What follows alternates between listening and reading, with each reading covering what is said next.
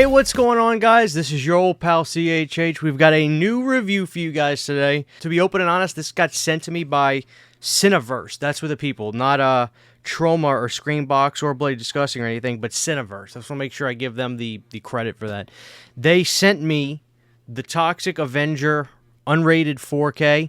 We'll talk about this movie because I haven't seen it, and I'm not going to hold any punches about the movie. We'll talk about the release, the picture quality, and the special features on this. So, let's say this. Let's get into this. The number one thing that Toxic Avenger had going against it, and this is, I got to be honest, this is really kind of their fault. This movie got announced light years before it came out. I mean, it seemed like it was such a long time ago when this got announced that by the time this movie came out, there's no way in hell it's living up to anybody's expectations. I mean, I feel like I was in my 20s. I'm 33 now. I feel like I was in my 20s when I heard about the Toxic Avenger remake. And then they snuck out a picture of Dinklage in the outfit that was like a dark silhouette shot, and that was like 2 years ago, maybe 3. I mean, it just feels like it was so long ago. Now, I love the original Toxic Avenger. You know, when it comes to the classic Trauma films, the thing I love about Toxic Avenger is, no, it's not a horror film, but it's shot and it feels like one in the sense that it's got like that real campy vibe, the way those slasher movies kind of had back then. And it's also got that grindhouse feel. I believe Toxic Avenger 1 was shot on 16mm, and it's got like crude practical effects, but they look cool. And it's a sleazy, nasty movie. So, I mean, that's what I love about the original Toxic Avenger. I had a feeling at least one of those elements was going to be missing from the remake of Toxic Avenger. Now, not to say that this movie doesn't need to be remade, because, let's face it, after Halloween gets remade, it's left not to be remade. I guess Jaws and Back to the Future still have been remade, but that's because Steven Spielberg refuses to let that happen, thank God. He's like that. But anyway, Toxic Avenger. Now, the last thing I gotta talk about, I don't know if anybody else is gonna really talk about this, I'm sure people were.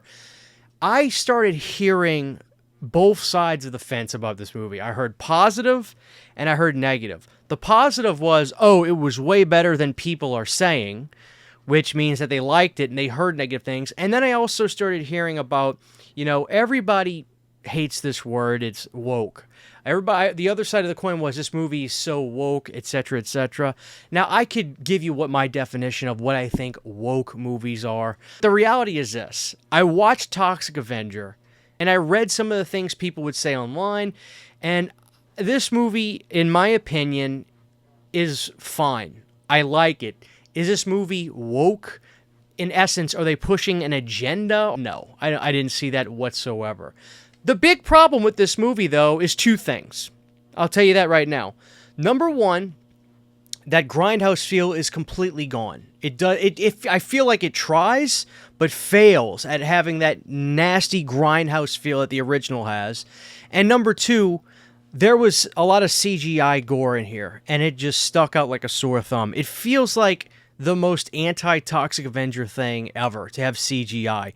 Whether that was done for style, time, or whatever, I hated the CGI stuff. It was blatant and it didn't look great. And there could be a charm about, CGI not looking great to match a movie like Toxic Avenger, but regardless, I wish they would have just done practical. There was practical stuff in here, don't get me wrong, but I felt like a lot of it was CGI. So that's that. Peter as Toxie was okay. It doesn't feel like the same kind of movie as the original, but it feels like it enough to where, I accept this as a remake.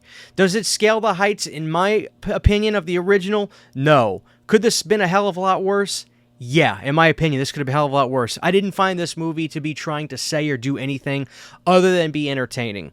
So I genuinely don't know where people are coming from. I thought it was funny, and I liked Kevin Bacon in this film. I thought Kevin was pretty hysterical as the tyrant that owns the big factory that's causing all this pollution and stuff. So overall, guys, I'll give the movie 3 out of 5. Slightly above average, and that's fine. So, first off, the 4K did look really good. I gotta say that. The picture quality did look really great. A lot of definition, and this movie is something that seeing it in that high definition with is obviously beneficial. I thought the costume of Toxie with Peter in it, it grew on me. I didn't like it at first, but as I was watching the movie, it actually did start to grow on me a little bit. So, if they do another one, I think I'd be okay with it, you know, as long as they don't do any more CGI crap.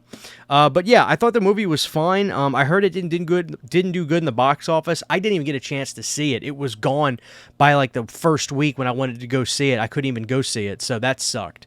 But yeah, the special features is this. There's a toxic environment behind the scenes, director commentary with Macon Blair, Toxic Shock with Tiffany Shepis, 40th anniversary of the Toxic Avenger, and trailer. But yeah, here's the 4K release itself. This is actually a steelbook, but it comes with a slipcover, and the 4K is actually really nice. I actually like the 4K quite a bit. Yeah, it's really colorful, and look at the back. Really cool picture of Toxie. So, not a bad little release. I like the way this steelbook looks a lot. I kind of like having the slipcover over the steelbook because, you know, I'm kind of burnt out on those see-through ones with just a little bit of art on it. So this is actually new to me, and having like an actual slipcover. It looks like an actual regular release slipcover, and I wonder if there is a regular release. I'm sure there is. I wonder if that has the same exact slipcover. Here's the inside. We've got Kevin Bacon on there. Isn't that cool? Let me take these discs out so you guys can see what's what on the inside. Oh, there's Elijah Wood. And I love his penguin look in the movie. Look at that. Yeah. So this was put out by Legendary. Both discs look identical, which is just as well. I don't really care about having different disc art all the time. Sometimes it's cool. But above all, I will say this. The 4K did look really good. So if you've already seen this movie and you're wondering if to get it on home video, the 4K I thought was really nice. It looked good. And I should also note that this is embossed. You can actually feel Toxie on there and everything. Overall, guys, I would have liked to have seen this in the theater. I really would have. It's kind of a shame that I couldn't, because I probably would have had a pretty good time with this. But overall, guys, I thought this movie was fine. Not great, not bad, perfectly fine. There were things I would have changed a little bit stylistically. I think it could have been a little bit more mean-spirited. It was a little bit more on the meet you halfway kind of gorish side and tone. I would have went a little bit more mean-spirited than it was, and I would have really tried to authenticate that grindhouse feel a little bit more. But overall, Peter was fine. I liked Peter in the film. So that's Toxic Avenger. I'm going to give the film 3 stars out of 5. I do recommend the 4K, though. It did look good. So let me know what you guys think about this film down below. I'm actually very, very interested to see what people are saying about Toxic Avenger 2025. That's it for now. Your old pal CHH. Thank you guys for watching, and I'll talk to y'all very, very soon. Take care. Giant thank you to all of my Patreon supporters. Without you guys, this would not be possible. To get behind the scenes photos, videos, music, private live streams, and much more, you can subscribe to my Patreon for as little as $1 a month. Thank you to my patrons.